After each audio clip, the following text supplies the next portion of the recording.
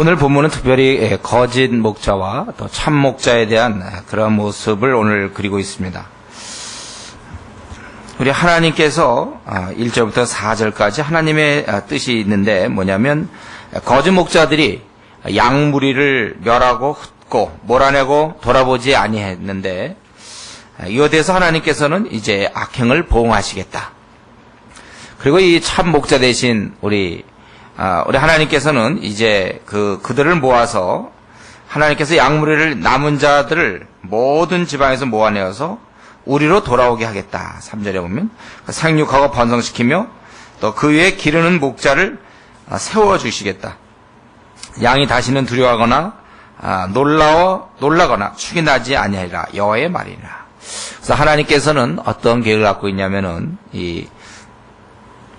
당시에 엉터리 목사들, 당시 엉터리 이런 지도자들, 종교 지도자들이 이 양무리를 잘 돌아보질 않아요. 그래서 저들을 흩어지게 되는데 하나님께서는 그러나 다시 돌아오게 하겠다는 거예요. 그래서 목자를 세워서 저들을 잘 생육하고 번성시키겠다. 우리 하나님께서 그렇게 말씀하고 있습니다. 그래서 이것을 구체적으로 5절부터 8절까지 보면 때가 되면 이제 내가 다윗에게 한 의로운 가지를 일으킬 것이다. 그가 왕이 되어 지혜롭게 행사하며 세상에서 공평과 정의를 행할 것이며 그의 날은 그의 날에 유다는 구원 얻겠고 이스라엘은 평안히 걸 것이며 그 이름은 여호와 우리의 의라 일컬음을 받으리라. 이제 때가 되면 다윗의 한 의로운 가지를 일으키시겠다. 이 메시아에 대한 얘기죠. 그가 왕이 되어 지혜롭게 또 공의를 행하고 그날 유다는 구원받으며 이스라엘은 평안을 얻어서 그 이름을 이제 여호와 우리의 의라 일컬음을 받을 것이다. 그래서 이제 그때는 7절에 보라 날이 이르느니 그때는 사람들이 출애굽의 하나님 우리를 애굽 땅에서 인도하신 그 하나님이라고 하지 아니하고 오히려 북방 땅에 쫓겨났던 나라에서 인도해 내신 하나님의 사심으로 맹세한다. 너무나 그것이 큰 일이고 너무나 큰 은혜를 경험하기 때문에 자신들이 이제 북방에 잡혀갔다가 포로로 사로잡혔다가 나오기 때문에 옛날 그 출애굽 때를 생각하는 것이 아니라 지금 너무나 자기들이 엄청난 은혜를 입어서 바로 그러한 하나님으로 맹세한다. 그래서 이제 그들이 결국은 포로에서 돌아올 곳을 이제 암시하는 것이죠. 그리고 그들은 자기 땅에 거하게 된다. 더 이상 쫓겨나지 아니하고 8절에 자기 땅에 거하게 된다. 그래서 우리가 오늘 1절부터 8절까지 보니까 이 거짓된 목자가 있을 수 있어요. 우리의 삶을 잘못 인도하는 그러한 가르침을 베푸는 사람들, 그러한 가치관을 있고 또 우리는 어떠면은 또 참된 목자를 만날 수도 있습니다. 근데 다행히 우리는 바로 이 땅에서 예수 그리스도를 만나게 된 것입니다. 얼마나 참 귀한 일인지 모르겠어요. 그분을 제대로 만나면 우리는 이제 구원을 얻고 또 오늘 본문에 있는 것처럼 참된 목자를 만났을 때 6절에 평안이 거한다고 얘기했습니다. 세상은 평안에 대해서 많이 얘기하고 행복에 대해서 많이 얘기합니다. 그래서 지금도 이 평안을 알지 못하고 세상 사람들은 이제 술을 먹고 또 도박을 하며 또 마약도 하고 또 무슨 자기 나름대로 어떠한 그런 여러 가지 방법으로 생을 보내는 자들이 있지만 그러나 궁극적으로 평안을 저들이 누릴 수 없는 것입니다. 우리는 참 감사해. 이 시간도 다시 한번 우리 자신을 돌아보면 얼마나 감사한지 모르겠습니다. 우리가 이렇게 참으로 이러한 목자를 만나서 평안을 누릴 수 있다는 것 얼마나 감사한지 모르겠습니다. 그리고 아직도 만나지 못하고 정말 세상에 썩어질 것을 목자인 양 그것을 쫓아다니는 그러한 사람들에 대해서 우리가 항상 좀 긍휼히 여길 수 있는 마음을 늘 준비하십시오. 그래서 세상 사람들 일단 만나면 일단 긍휼히 생각하는 것부터 시작하는 거예요. 불쌍히 여기는 마음부터 갖고 우리가 시작하는 것입니다. 그래서 우리는 그들을 긍휼히 여기기 때문에 당연히 누가 하라고 해서가 아니라 당연히 그 긍휼히 여기는 마음 때문에 복음을 전하게 되는 것이죠. 그런데 여기서 한 가지 좀 더 생각해 보고 싶은 것은 우리가 제대로 주님을 만나면 평안을 누리는 것이 당연하다 이렇게 되어 있는데 근데 만약에 우리가 주님을 만나서 평안을 누리는 것이 당연한데 분명히 내가 주님을 만나고도 내가 만약에 나에게 평안이 없다면 그건 또 어떻게 된 일입니까? 우리가 주님을 만나면 분명히 그 목자를 만나면은 평안한 게 마땅한데 왜 우울한 것은 무슨 이유입니까? 염려가 많고 별로 이렇게 재미가 없고 사는 게 좀 무기력하고 좀 근심이 많고 우울하고 염려, 근심, 걱정 이런 게 나에게 조금이라도 있다면 그건 또 무엇입니까? 누가 앞에서 툭 치면 건드리면 기쁨이 탁 나타나고 말이죠. 누가 나를 접하면 평안을 누리는 것을 그 사람이 깨달아야 되겠고 누가 내 근처에 와갖고 그 감사함이 흘러넘치는 나를 만나야 되는데 어째서 별로 만족이 없고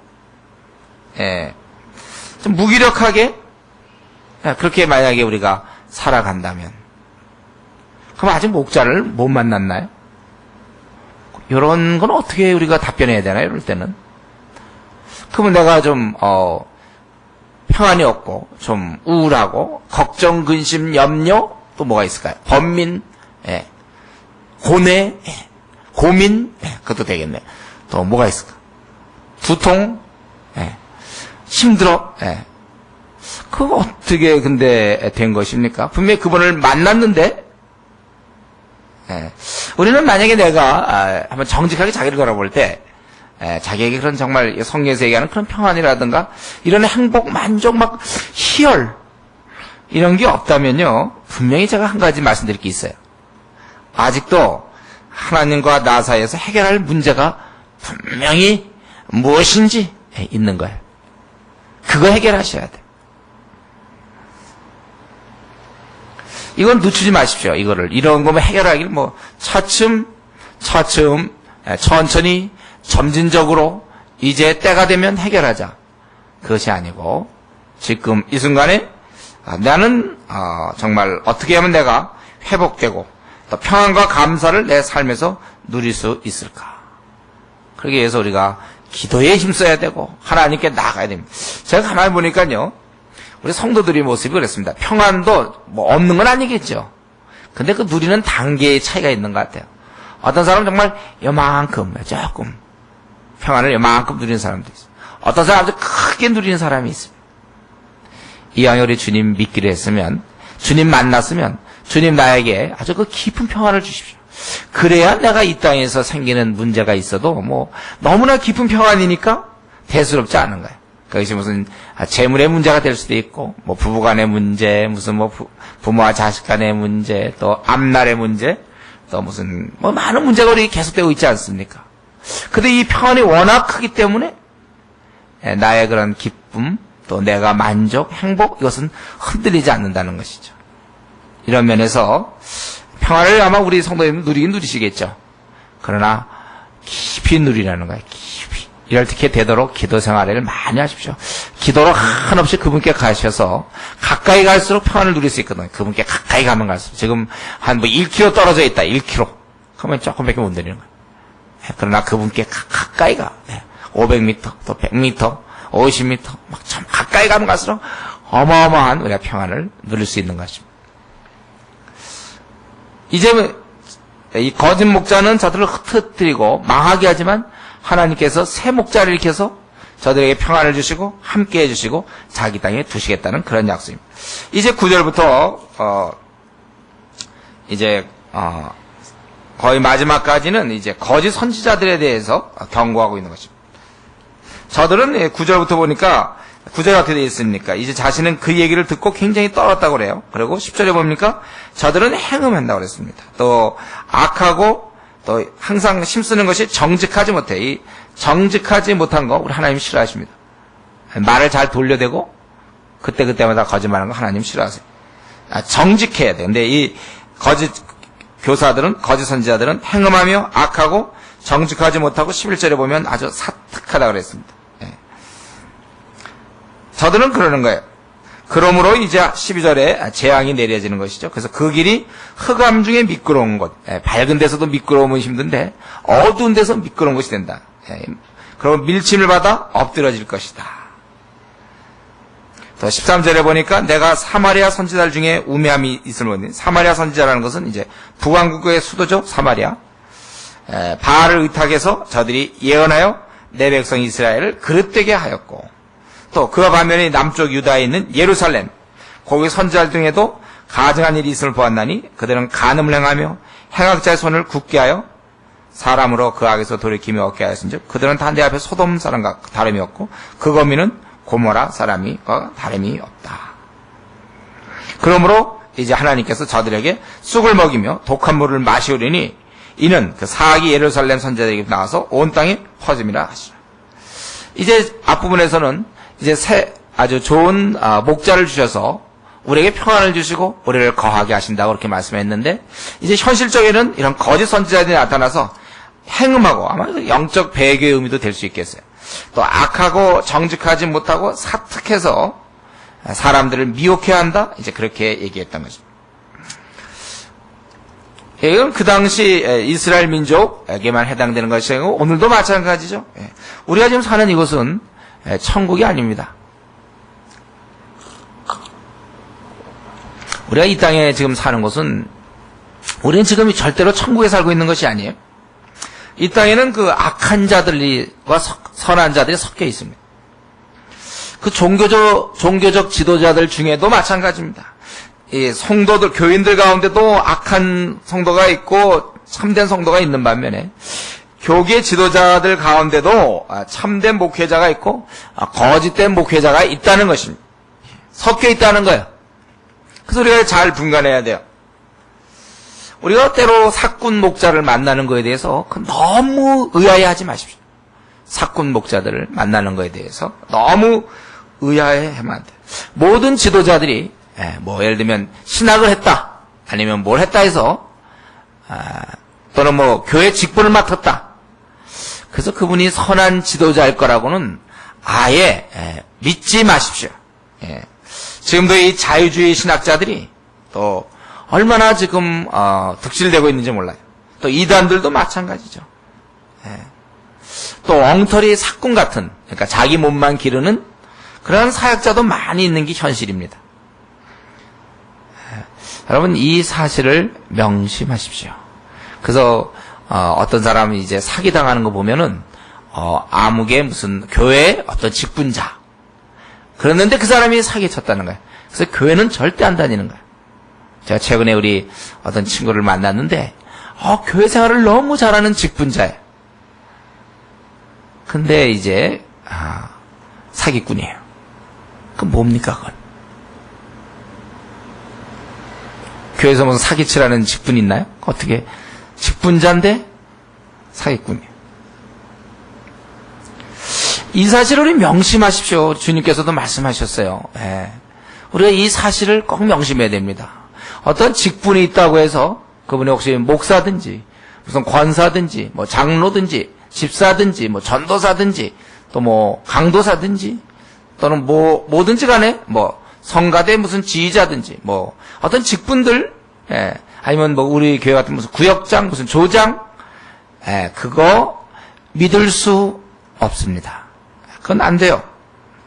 그래서 우리가 이 마음에 깊이 명심하십시오. 이 시대는 천국이 아니고 여기는 실낙원이며, 그 당시에도 이스라엘 하나님의 택한 민족, 그 안에서도 이 거짓 선지자들이 득실됐단 말이죠.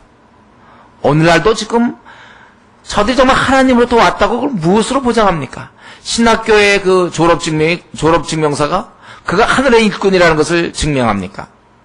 아니면 교회에서의 어떤 장로 직분, 아니면 어떤 조장 직분, 무슨 구역장 직분, 이것이 그 사람이 하늘의 일꾼이라는 증명입니까? 믿을 수 없어요. 이 사실을 우리가 명심하십시오. 그렇기 때문에 우리는 그럼 누가 진짜고 누가 가짜인지 그걸 도대체 어떻게 할 것인가? 여러분이 거짓 선지자 때문에 얼마나 많은 이스라엘이 망하게 되는 것입니다. 그릇되게 되다. 13절에 보면 바알을 의탁하고 예언하여 내 백성 이스라엘을 그릇되게 하였고, 그래서 14절에 보면 그래서 그들 다 소돔 사람과 다름이 없고 그 거민은 고모라 사람과 다름이 없다, 이렇게 얘기했어요. 그렇기 때문에 우리에게 문제는 뭐냐면, 지금 우리가 이 시대를 살아가면서 우리가 빨리 제일 좋은 것은 하나님의 그런 뜻, 섭리, 그걸 잘 분간하는 거예요. 즉 성경적으로 우리가 이 성경의 가르침을 제대로 우리가 이해하고 빨리 이런 면에서 장성한 자가 되는 것이 제일 좋은 방법입니다. 그래서 누가 무슨 우리가 어릴 때는 유괴당할 수 있지만 지금은 유괴당하지 않아요. 이렇게 분간할 수 있는 것처럼. 그래서 우리가 이에 따른 분별력을 갖춰야 됩니다. 어떤 뭐 기도원의 누구가 뭐 기도를 해갖고 뭐 예언을 하고 다 맞췄다. 그런 거 중요한 게 아니에요.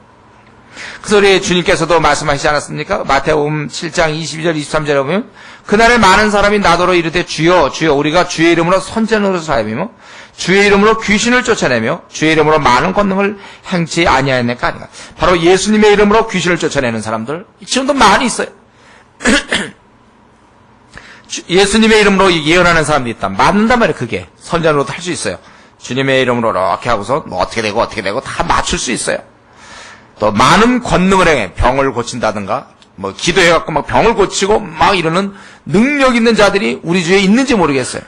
그러나 주님의 말씀 뭐라고 그랬냐면 그때 내가 저에게 밝히 말하되 내가 너희를 도무지 알지 못하니 불법을 행하는 자들아 내게서 떠나가라 하니라. 능력은요 사탄에게도 있습니다. 주를 대적하는 악마 마귀에게도 능력이 있기 때문에 그가 반드시 능력이 나타나고 병을 고치고 예언을 하며 귀신을 쫓아낸다고 하더라도 그가 하나님의 일꾼이라는 보증은 없다는 거예요. 여러분 이것은 우리가 이제 지금 당장은 이런 문제로 고민 안 해서 그렇지만 만약 어떤 사람이 나타나서 막 암 같은 거 탁탁 고쳐도 예수님 기도 한번 하고서 막 암 고치고 말이죠. 그 사람 당신은 이렇게 살았죠? 그럼 앞으로 이렇게 삽니다. 탁 막 예언해버리고 말이죠. 예? 그 외에도 또 많은 어떤 그런 귀신 들린 사람 탁 한마디 하면 쫓아내고 예수님 이름으로. 우리가 그런 사람은 하나님의 일꾼이라고 인정하지 않겠습니까? 그래도 아닐 수가 있다는 얘기예요. 그 때문에 그런 나타남으로 사람을 분간하면 안 되고 우리가 이 성경을 깊이 알아서 그 사람의 이러한 모습을 다 총체적으로 그래서 성령님의 그런 능력이 나타나서 하나님께 영광이 돌려지는가? 과연 예수 그리스도 때문에 주되심이 너무나 밝게 드러나는가? 아니면 그 사람이 드러나는가? 우리 이런 것도 다 살펴볼 정도로 분별력이 있어야 된단 말이죠. 그러기 위해서는 더 열심히 지금도 우리가 성경 연구하고 있지만 더 열심히 성경을 여러분들 연구하실 때. 근데 이제 이러한 자들을 결국은 이것을 벌하는 분이 누구냐면 바로 하늘의 하나님밖에 없다는 거예요. 우리가 이런 사람을 만나긴 하는데요. 이런 사람을 우리가 어떻게 해볼 수가 없습니까? 우리가 능력으로 대결해서 쓰러뜨리겠습니까? 아니면 어떻게 해서 같이 싸울까요? 이거는 우리는 그저 기도할 뿐입니다. 저들은 분명한 것은 잠시 날뛰겠지만 그 잠시가 어떤 때는 이제 한 20년 가는 경우도 있고 뭐 그랬지만 잠시 날뛰지만 결국은 심판과 형벌을 받게 된다는 것입니다.